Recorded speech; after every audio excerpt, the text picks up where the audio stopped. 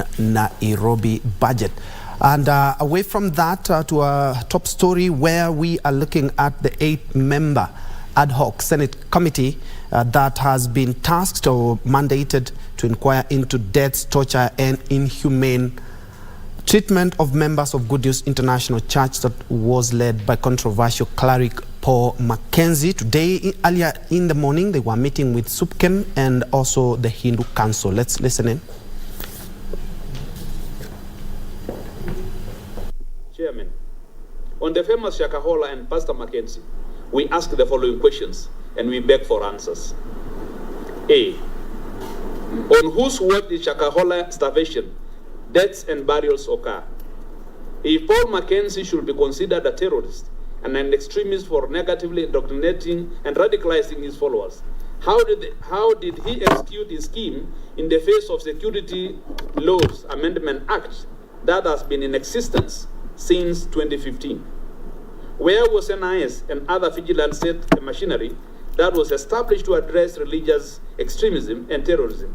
And was NIS only meant for extremists blamed on Islam? If Paul Mackenzie should be considered a religious extremist and terrorist, why have all Christians not been collectively condemned and profiled? And why was the crackdown on Christian extremists not been extended to other Christian institutions across the country?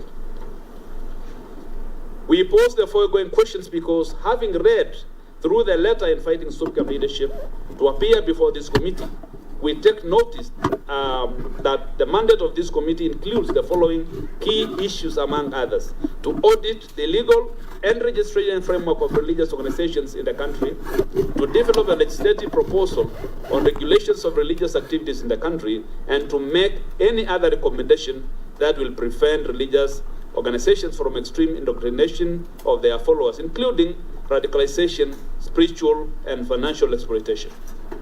We therefore make the following recommendations.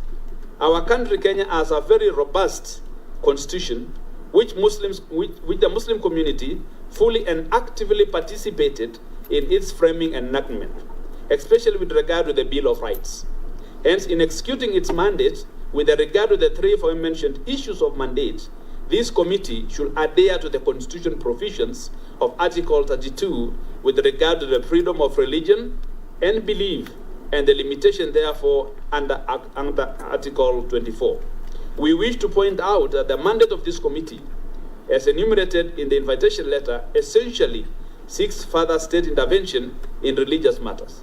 But we wish to also point out that there are many ways in our present legal framework in which the state and the religion are intertwined. However, despite the state and religion being intertwined in many ways, Article 8 of our